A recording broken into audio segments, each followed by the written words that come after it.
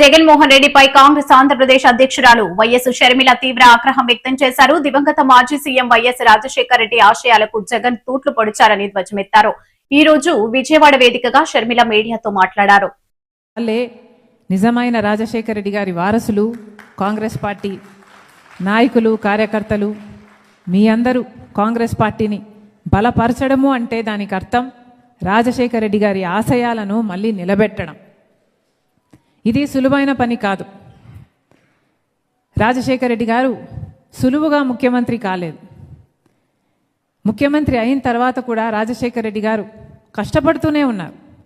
ఎందుకంటే ఏ రోజు రాజశేఖర రెడ్డి గారు నేను ముఖ్యమంత్రి అయ్యాను కదా అని ఊపిరి తీసుకొని మళ్ళీ ప్రజలకు కనిపించకుండా పోలేదు.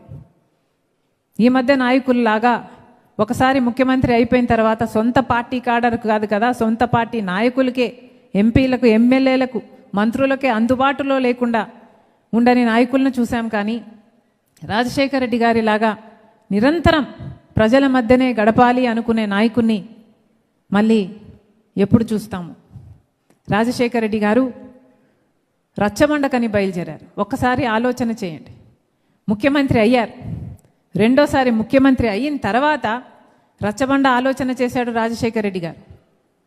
ఏ ముఖ్యమంత్రి ఆలోచన చేశాడు? ఎలక్షన్ అయిపోయిన తర్వాత, పదవి వచ్చిన తర్వాత, ముఖ్యమంత్రి అయిన తర్వాత మళ్ళీ ప్రజల దగ్గరికి వెళ్ళాలి అని ఆలోచన వచ్చింది అంటే రాజశేఖర రెడ్డి గారికి ఎందుకు వచ్చింది?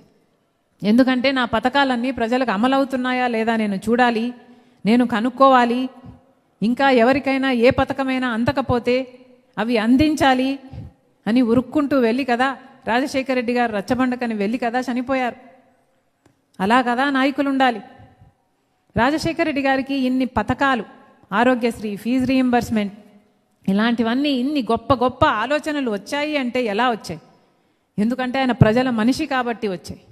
ప్రజల మనిషిగా రాజశేఖర రెడ్డి గారు కాంగ్రెస్ పార్టీలో ముఖ్యమంత్రి అయిన తర్వాత కాంగ్రెస్ పార్టీ ఆలోచన కూడా అదే కాబట్టే రాజశేఖర రెడ్డి గారు రుణమాఫీ లాంటివి ఎన్నో చేయగలిగారు.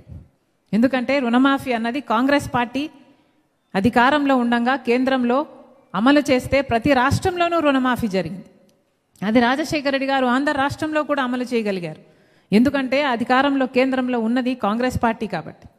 నేను చెప్పాలనుకున్నది ఏమిటంటే కాంగ్రెస్ పార్టీ ఐడియాలజీ, రాజశేఖర రెడ్డి గారి ఐడియాలజీ భిన్నంగా ఉన్నాయి. ఈరోజు మనం చూస్తున్న అన్ని పార్టీల ఐడియాలజీ కంటే, వాళ్ళు చేస్తున్న పని తీరు కంటే చాలా భిన్నం Congress party ideology, Congress party పనితీరు. అది మళ్ళీ రావాలి. సమాజానికి అది అవసరం. ఇది వస్తేనే మన దేశంలో ప్రజాస్వామ్యం మళ్ళీ ఇలాగే వర్ధిల్లాలి. ప్రజాస్వామ్యం ఇంకా రాజ్యాంగమైన ప్రజాస్వామ్యమైనా ఇంకా బ్రతికే ఉండాలి అంటే దీనికి కాంగ్రెస్ పార్టీ అవసరం. ఈరోజు రాహుల్ గాంధీ ప్రధానమంత్రి కావడం అన్నది భారతదేశానికి ఒక అవసరం. అదే రాజశేఖర రెడ్డి గారు ఎప్పుడో రాజశేఖర రెడ్డి గారి బ్రతుకుండంగా ఎన్నో సంవత్సరాల క్రితమే రాజశేఖర రెడ్డి గారు రాహుల్ గాంధీ గారు ప్రధానమంత్రిని చేయాలి అని కలలు కన్నారు. అసలు ఆ రోజులో రాహుల్ గాంధీ గారికి ఇంకా రాజకీయాలలో ఓ నామాలు కూడా తెలియవు కావచ్చు.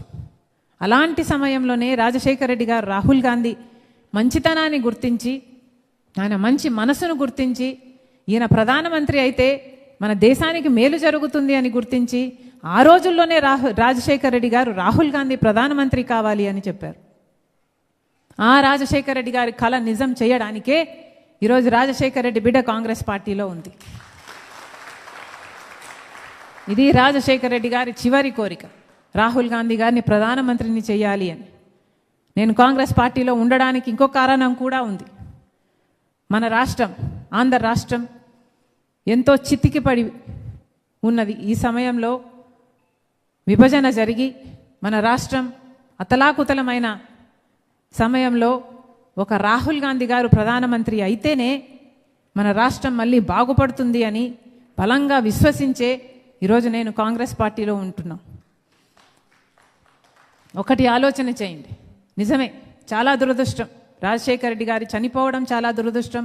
రాజశేఖర రెడ్డి గారు బ్రతికే ఉండుంటే అసలు రాష్ట్ర విభజన జరిగేదే కాదు. కానీ రాజశేఖర రెడ్డి గారు ఒక్క మనిషిగా రాష్ట్రాన్ని గట్టిగా ఒక్కటిగా పట్టుకొని నిలబడిన మనిషి. కానీ ఆ మనిషే పోయిన తర్వాత మన రాష్ట్రాన్ని ఒక్కటిగా పట్టుకునేవాడు నాయకుడు లేకనే మన రాష్ట్రం విడగొట్టాల్సిన పరిస్థితి వచ్చింది. ఎందుకంటే అప్పుడు తెలంగాణ ఉద్యమం జరుగుతుంది, ఇంకా ఎక్కువ మంది ఆ ఉద్యమంలో చనిపోకూడదు అన్న ఉద్దేశంతోనే, ఎలాగైనా సరే ఈ సమస్యను పరిష్కరించాలి అన్న ఉద్దేశంతోనే కాంగ్రెస్ పార్టీ మన రాష్ట్రాన్ని విడగొట్టాలి అన్న నిర్ణయం తీసుకుంది. అంటే దాని వెనక ఉన్న కారణం ఆంధ్ర రాష్ట్రానికి అన్యాయం చేయాలి అని కాదు, ఆంధ్ర రాష్ట్రానికి ఏ అన్యాయము జరగకూడదు అని ఆ రోజుల్లోనే అన్ని చట్టంలోనే ఆ రోజుల్లోనే ప్రతిదీ పొందుపరిచింది కాంగ్రెస్ పార్టీ. మన రాష్ట్రం ఆంధ్ర రాష్ట్రం మళ్ళీ తిరిగి లేయాలి, మళ్ళీ బాగుపడాలి, అభివృద్ధి చెందాలి అని. ప్రత్యేక హోదా రావాలి అన్నది కాంగ్రెస్ పార్టీ చట్టంలోనే పెట్టింది. ప్రత్యేక హోదా రావడం అంటే వేల కొద్ది పరిశ్రమలు, 20,000, 30,000, 40,000 ఇలా ఎన్ని పరిశ్రమలు వచ్చునో ఇన్ని పరిశ్రమలు వస్తే మన రాష్ట్రం అభివృద్ధి చెందుతుంది. ప్రత్యేక హోదా ఉంటే అంటే నో ట్యాక్స్, అంటే ఎన్ని సబ్సిడీలు ఎన్ని రాయితీలు ఇవన్నీ ఉంటాయి కాబట్టి ఎన్నో పరిశ్రమలు, వేల కొద్ది పరిశ్రమలు వస్తాయి. దాని ద్వారా మన బిడ్డలకు ఉద్యోగాలు వస్తాయి, అభివృద్ధి చెందుతుంది మన రాష్ట్రం అనే కాంగ్రెస్ పార్టీ అదొక చట్టంలాగా చేసింది. అంతేకాదు రాజశేఖర రెడ్డి గారు కలలు కన్నా మొదలుపెట్టిన పోలవరం ప్రాజెక్టు 36 లక్షల ఎకరాలకు నీళ్ళిచ్చే ప్రాజెక్టు, అది జాతీయ ప్రాజెక్టుగా కేంద్రమే పూర్తి బాధ్యత వహించి చేయాలి అన్నది కాంగ్రెస్ పార్టీ చట్టంలోనే పెట్టింది. అలాగే రాజధాని అయితేనేమి పూర్తి నిధులు కేంద్రమే భరించాలి, ఒక బ్రహ్మాండమైన రాజధాని కట్టాలి అని కాంగ్రెస్ పార్టీ ఆ రోజే చట్టంలో పెట్టడం జరిగింది. ఇలా ఒకటి కాదు రెండు కాదు, ఉత్తరాంధ్రకైతేనేమి రాయలసీమకైతేనేమి స్పెషల్ ఎకనామిక్ ప్యాకేజ్ అయితేనేమి, లేక దుగ్గరాజపట్నం పోర్ట్ అయితేనేమి, కడప స్టీల్ ఫ్యాక్టరీ అయితేనేమి, రైల్వే జోన్లు అయితేనేమి, మెట్రోలు అయితేనేమి, ఇలా ఒకటి కాదు రెండు కాదు, ఆంధ్ర రాష్ట్రానికి ఎన్ని కావాలో ఇన్స్టిట్యూషన్లు అయితేనేమి, రీసెర్చ్ సెంటర్లు అయితేనేమి, మెడికల్ అయితేనేమి, ఎడ్యుకేషనల్ అయితేనేమి. మీకు మా వార్తలు నచ్చినట్లయితే మా ఛానల్ ని సబ్స్క్రైబ్ చేయండి, లైక్ చేయండి, కామెంట్ చేయండి. మరిన్ని వార్తల కోసం R9 టీవీ ఛానల్ ని చూస్తూ ఉండండి.